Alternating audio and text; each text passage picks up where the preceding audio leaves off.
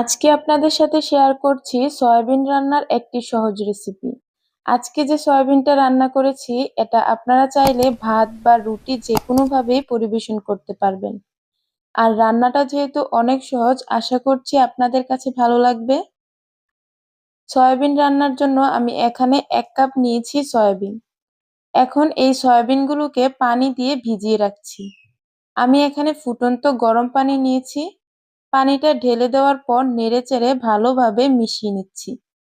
সবগুলো সয়াবিনের সাথে যেন পানিটা ভালোভাবে লেগে থাকে। এবার সয়াবিনগুলোকে 20 মিনিট ভিজিয়ে রেখে দিচ্ছি। সয়াবিনগুলো 20 মিনিট ভিজিয়ে রাখার ফলে অনেকটাই ফুলে গেছে। এই সয়াবিনগুলোকে এখন পানি ঝরিয়ে ভালো করে চেপে পানিটা ফেলে নিব। আমি সবগুলো সয়াবিনের বল থেকে এভাবে করে হাত দিয়ে চেপে চেপে পানিটা ফেলে নিচ্ছি। তো আমাদের সয়াবিন রান্নার জন্য এখন সয়াবিনটা একদম ঠিক আছে। আপনারা চাইলে চুলাতে দিয়েও ফুটিয়ে নিতে পারেন। সয়াবিনগুলো প্রথমে আমি ভেজে নিব। চুলায় প্যান বসিয়ে দিয়ে দিচ্ছি 2 টেবিল চামচ পরিমাণ তেল। তেলটা পুরো প্যানে ছড়িয়ে দিচ্ছি। এবার দিয়ে দিচ্ছি 1 চা চামচ লবণ ও হলুদের গুঁড়া। এবার নেড়েচেড়ে তেলের সাথে মিশিয়ে নিচ্ছি। আর এখন দিয়ে দিচ্ছি সয়াবিনের বলগুলো। এবার মিডিয়াম আঁচে সয়াবিনের বলগুলোকে কিছুক্ষণ ভেজে নিচ্ছি। ভেজে নেওয়ার পর খুব সুন্দর একটা কালার চলে এসেছে। এ পর্যায়ে সয়াবিনের বলগুলোকে উঠিয়ে একটা বাটিতে রেখে দিচ্ছি। তারপর একই প্যানে আরো 2 টেবিল চামচ তেল দিয়ে দিলাম। তারপর বড় সাইজের একটা আলু পরিমাণ মতো লবণ ও হাফ চা চামচ হলুদের গুঁড়া দিয়ে ভেজে নিচ্ছি।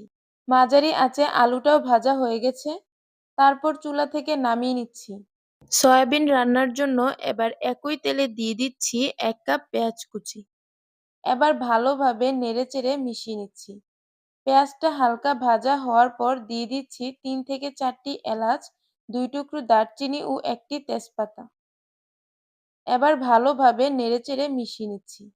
এবার দিয়ে দিচ্ছি হাফ চা চামচ হলুদের গুঁড়া, 1 চা চামচ মরিচের গুঁড়া। এবার ভালোভাবে নেড়েচেড়ে মিশিয়ে নিতে হবে। এখন 1 চা চামচ ধনিয়ার গুঁড়া দিয়ে কিছুক্ষণ ভেজে নিচ্ছি। এবার দিয়ে দিচ্ছি 1 চা চামচ রসুন বাটা ও 1 চা চামচ আদা বাটা। এবার ভালোভাবে নেড়েচেড়ে মিশিয়ে নিচ্ছি। মিশিয়ে নেওয়া হয়ে গেছে। এবার ছোট সাইজের একটা টমেটো কিউব করে কেটে নিয়েছি। এখন এই মশলার সাথে টমেটোটা দেওয়ার পর কিছুক্ষণ মশলাটা কষিয়ে নিয়েছি। আমরা যে সয়াবিন আর আলুটা ভেজে রেখেছিলাম এখন মশলার সাথে দিয়ে ভালোভাবে নেড়েচেড়ে কষিয়ে নিচ্ছি। এ সময় চুলার আঁচ কমিয়ে রাখতে হবে। কিছুক্ষণ কষিয়ে নেওয়ার পর এখানে 1 কাপ দিয়ে দিচ্ছি পানি। পানিটা দেওয়ার পর আবারও নেড়েচেড়ে মিশিয়ে নিচ্ছি। মিশিয়ে নেওয়া হয়ে গেছে। এবার ঢাকনা দিয়ে ঢেকে 10 মিনিট রান্না করে নিচ্ছি। এ সময় চুলার আঁচ মাঝারি রাখতে হবে যাতে আলুটাও সিদ্ধ হয়ে যায় আর কিছু ঝোল থাকে। এভাবে 10 মিনিট রান্নার পর আমাদের সয়াবিন রান্না প্রায় শেষের দিকে। হাফ চা চামচ দিয়ে দিচ্ছি ভাজা জিরার গুঁড়া আর হাফ চা চামচ দিয়ে দিচ্ছি গরম মশলার গুঁড়া।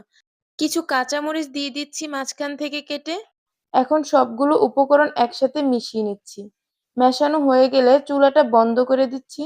এখন আমাদের এই সয়াবিনটা পরিবেশন করার পালা। এভাবে করে সয়াবিনটা রান্না করলে মাছ মাংসের স্বাদকেও হার মানিয়ে দিবে। আশা করি এই সয়াবিন রান্নার একটা সহজ রেসিপি আপনাদের সাথে শেয়ার করতে পেরেছি। এরকম সহজ আর মজার মজার রেসিপি পেতে অবশ্যই আমাদের চ্যানেলটি সাবস্ক্রাইব করে রাখবেন। আজ এখানেই বিদায় নিচ্ছি। আল্লাহ হাফেজ।